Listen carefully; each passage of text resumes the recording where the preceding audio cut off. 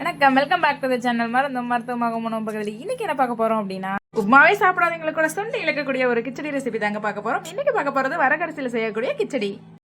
ஒரு கப் அளவுக்கு வரகரிசி எடுத்துட்டு நல்லா வாஷ் பண்ணிட்டு ஓவர் நைட் ஊற வச்சு எடுத்துக்கலாம். அது கூடவே அரை கப் அளவுக்கு பாசிப்பருப்பு எடுத்து லைட்டா ரோஸ்ட் பண்ணிட்டு அதையும் நம்ம ஊற வச்சுட்டு மார்னிங் எடுத்து செய்ய ஆரம்பிச்சிடலாம். இப்போ ஒரு பாத்திரம் அடுப்புல வச்சுட்டு அதுல எண்ணெய், ஹோல் ஸ்பைசஸ் ஆட் பண்ணிட்டு அது பொரிஞ்சதும் நம்ம வெங்காயம் ஆட் பண்ணிக்கலாம்.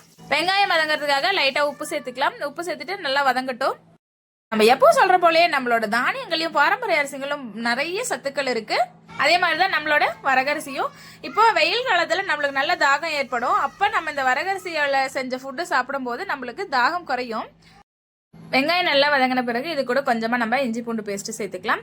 சேர்த்துட்டு அது கூடவே வந்துட்டு நம்ம வெஜிடபிள்ஸ் எல்லாம் ஆட் பண்ணிக்கலாம். நான் இன்னைக்கு கேரட், பீன்ஸ், உருளைக்கிழங்கு எடுத்துருக்கேன். நீங்க இது கூடவே பட்டாணி, காலிஃபிளவர் இந்த மாதிரி வெஜிடபிள்ஸும் எடுத்துக்கலாம். ஒரு 5 மினிட்ஸ் அளவுக்கு நம்ம போட்ட வெஜிடபிள்ஸ் குக் ஆகட்டும். இது கூடவே நம்ம கட் பண்ண பச்சை மிளகாய் போட்டுக்கலாம். நமக்கு காரத்துக்கு பச்சை மிளகாயும் பெப்பர் மட்டும்தான் சேர்க்க போறோம். இப்போ நம்மளோட வெஜிடபிள்ஸ் ஒரு 50% குக் ஆனதுமே நம்ம ஊற வச்ச வரகரிசி எடுத்துட்டு வாஷ் பண்ணிட்டு சேர்த்துக்கலாம். அதே மாதிரி பாசிப்பரியும் நல்லா வாஷ் பண்ணிட்டு இது ரெண்டையும் நம்ம ஒன்னாவே சேர்த்துக்கலாம். சிறுநீரகங்களுக்கு மிகப்பெரிய காரணமே நம்ம யூரின் கரெக்டா போகாத இருக்கிறது தான். இப்போ நம்ம வரகரிசி எடுத்துக்கும் போது அந்த ப்ராப்ளமும் உங்களுக்கு சரியாயிடும். பிளட் சர்க்குலேஷனும் கரெக்டா இருக்கும். இது கூடவே வந்து இப்போ நம்ம தண்ணி சேர்த்துக்கலாம். நம்ம ஒரு கப் வரகரிசி, அரை கப் பாசிப்பயிறு சேர்த்துக்கோம். அதுக்கு நம்ம 4 to 5 டம்ளர் அளவுக்கு தண்ணி எடுத்துக்கலாம். ஏன்னா நம்ம இது குறைவா தான் செய்ய போறோம். அதனால தண்ணி எக்ஸ்ட்ரா இருந்தாலும் ஒன்றும் பிரச்சனை இல்லை. இப்போ இது கூட கொஞ்சமா மஞ்சத்தூள் சேர்த்துக்கலாம்.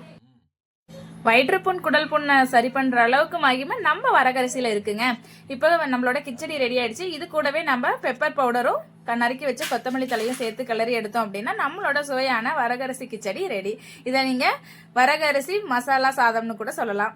எல்லா விதமான பாரம்பரிய அரிசியும் தானியங்களும் நம்ம கொல்லிமலை நேச்சுரல் ஸ்டோர்ல இருக்குங்க. நீங்க டிஸ்கிரிப்ஷன்ல வாட்ஸ்அப் நம்பர் இருக்கு, நீங்க கான்டாக்ட் பண்ணி வாங்கிக்கலாம்.